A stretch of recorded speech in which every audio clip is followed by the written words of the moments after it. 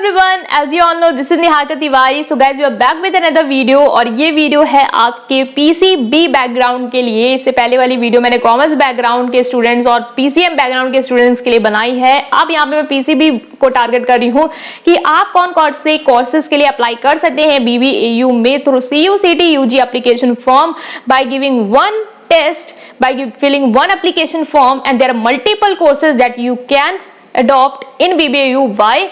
Because the eligibility criteria and the test जो वो ले रहे हैं, जो डोमेन सब्जेक्ट ये जो आपको दिए गए हैं वो क्या है, इन सारे कोर्सेज के लिए कहीं ना कहीं सेम है।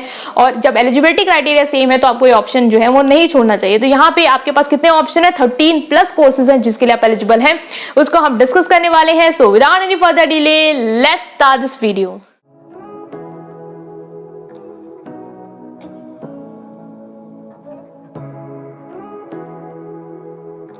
सो नाउ गाइस, यहाँ पे हम बात करने वाले हैं कि कौन से सब्जेक्ट कॉम्बिनेशन को आप अप्लाई करेंगे या सेलेक्ट करेंगे जिससे आप यहाँ पे ज्यादा कोर्सेज के लिए अप्लाई कर सकते हैं, क्या कॉम्बिनेशन होना चाहिए। तो सबसे पहली बात है कि अगर आप PCB से हैं और आप इंटरेस्टेड हैं कॉमर्स बैकग्राउंड से अपना ग्रेजुएशन करने में, लाइक BBA, BCom, BA, इन सारी चीजों में आप इंटरेस्टेड हैं, तो यहाँ पे आपको क्या देना होगा। बिकॉज एलिजिबिलिटी क्राइटेरिया यहाँ पे क्या कहती है इस वाले केस में, कॉमर्स वाले केस में, कि आपने किसी भी स्ट्रीम से अपना जो 12th है वो किया हो। अगर आपके मिनिमम 50% मार्क्स हैं, अगर आप जनरल मतलब नॉन रिजर्व कैटेगरी से बिलोंग करते हैं और रिजर्व कैटेगरी से बिलोंग करते हैं, अगर 45% मार्क्स है तो आप क्या है, एलिजिबल हैं, राइट। और एलिजिबिलिटी क्राइटेरिया यही कह रही है। और देना क्या आपको, जनरल टेस्ट। तो जनरल टेस्ट अगर आप दे देते हैं तो कॉमर्स बैकग्राउंड के बहुत सारे कोर्सेज हैं, लाइक यहाँ पे 6 कोर्सेज जिसके लिए आप एलिजिबल हैं।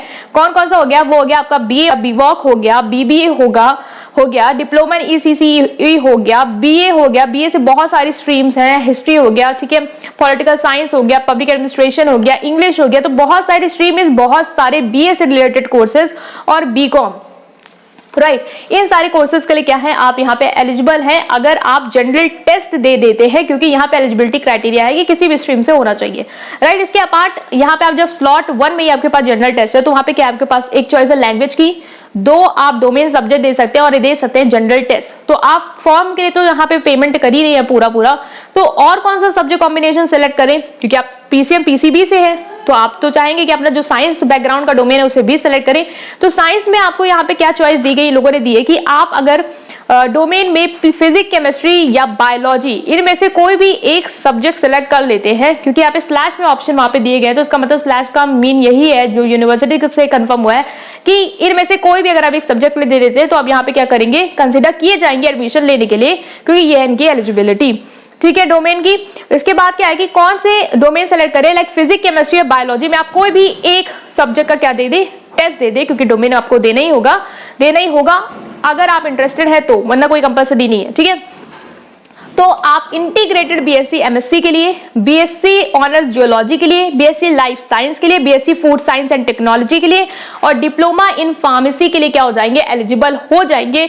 बिकॉज यहाँ की जो डोमेन है वो PCB है, PCB से कोई भी, ठीक है, तो आप एलिजिबल हैं। बाकी अगर हम बात करें BSc food science and technology और जो BSc लाइफ साइंस है वहां पे बायोलॉजी का ही ऑप्शन है, मतलब कि वहां पे कि PCB वाले ही एलिजिबल है। तो आप ही लोग एलिजिबल, PCM वाले एलिजिबल है, उनके लिए मैंने अलग से वीडियो बनानी आप देख सकते हैं। तो 5 कोर्सेज जो है वो आपके PCB सेलेक्ट करने से आप यहाँ पे हो जाएंगे सेलेक्ट, ठीक है। फिर आता है कि डोमेन में और कौन सा सब्जेक्ट सेलेक्ट करे कि मैं और कोर्सेज के लिए एलिजिबल हो जाए। एक तो कॉम्बिनेशन बना सकते हैं फिजिक्स, केमिस्ट्री, बायोलॉजी में कोई ले ले, ठीक है।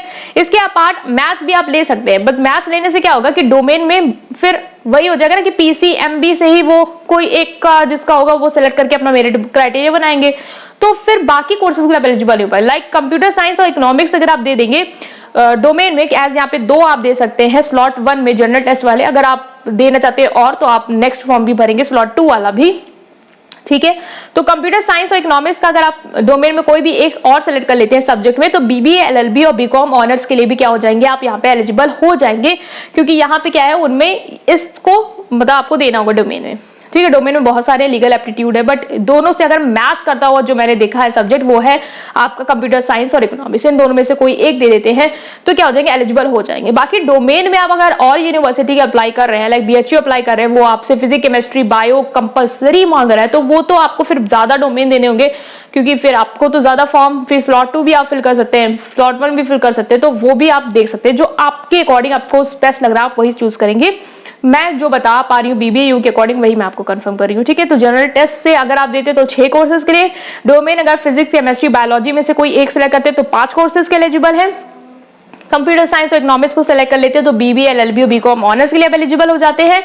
BCA के लिए आप एलिजिबल नहीं हो सकते क्योंकि वहां पे मैथमेटिक्स कंपलसरी है। इसके लिए इस तरीके से देखा जाए तो आप एलिजिबल हैं अगर आप PCB बैकग्राउंड से बिलोंग करते हैं और आप BBAU में एडमिशन लेना चाहते हैं तो 13 कोर्सेज के ऑप्शन आपके पास हैं with the same eligibility criteria and by selecting the domain subject and giving general test which I have explained here. Language अगर कोई अलग से यूनिवर्सिटी जनरल टेस्ट के साथ मांग रही है तो लैंग्वेज का स्लॉट खाली है आपका, उसको भी आप दे सकते हैं। तो यहाँ पे हमने डिस्कस किया कि कौन सा कॉम्बिनेशन आपके लिए बेस्ट हो सकता है। बेस्ट कॉम्बिनेशन अपने अकॉर्डिंग, अपने प्रेफरेंस, यूनिवर्सिटी के अकॉर्डिंग आप डिसाइड करेंगे। मैंने आपको दिया है एक हिंट, एक वे कि आप इस तरीके से भी सोच सकते हैं।